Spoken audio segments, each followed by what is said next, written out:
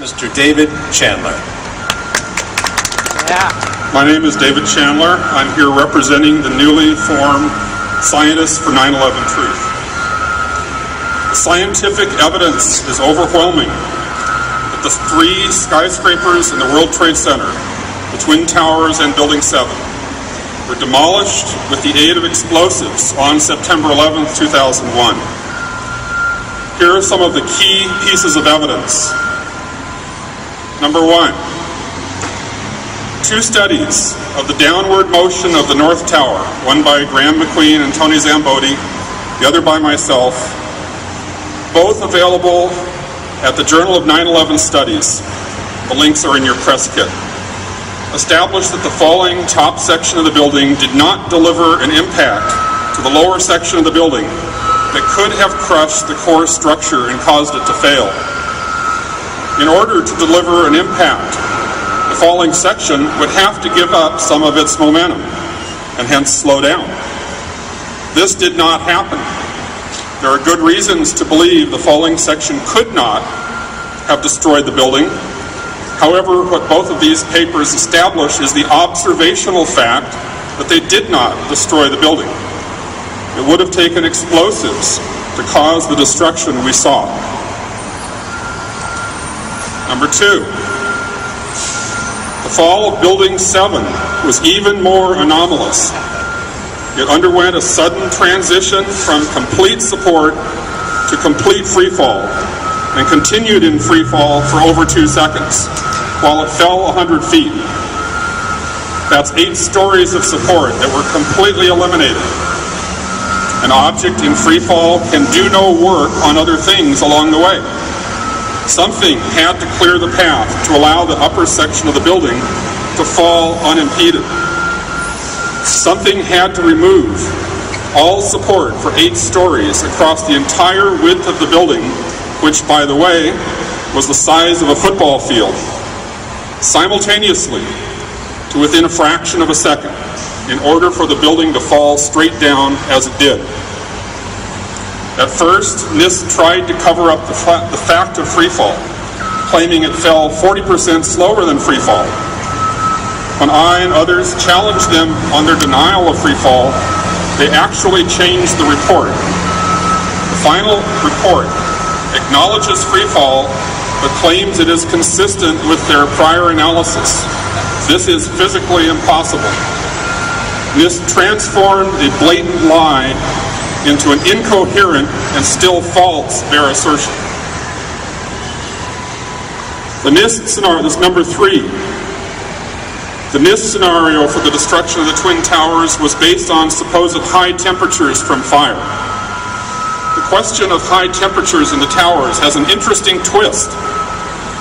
On the one hand, the highest possible temperatures due to kerosene fuel and office fires missed the melting point of steel by 1,000 degrees Fahrenheit.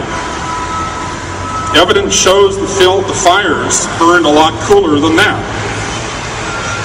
So NIST and its defenders came up with scenarios whereby steel merely weakened by office fires could fail and trigger a global collapse. However, on the other side of the coin, there is evidence for temperatures in the towers much higher than the melting point of steel. There are mountains of eyewitness testimony to molten steel in the rubble pile. The rubble continued to burn at high temperatures for literally months, despite huge amounts of water. They described it as a lake. There are massive beams twisted like pretzels without ripping or buckling. This can only be accomplished at very high temperatures. There are objects that have been dubbed meteorites, composites of molten concrete and steel. Most telling are the billions of iron microspheres scattered throughout the dust that covered New York. These testify to temperatures that could melt iron in conditions that could spray it into a mist whose droplets condensed before hitting the ground. There is no mechanism for these to be created during office fires. The last piece of evidence I want to mention is one that should have clinched the case over a year ago.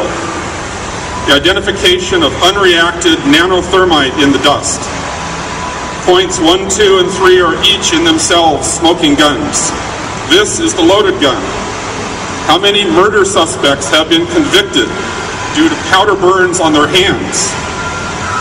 This is a high-tech military-grade material that can be tailored into an incendiary that burns fast and hot, or an explosive.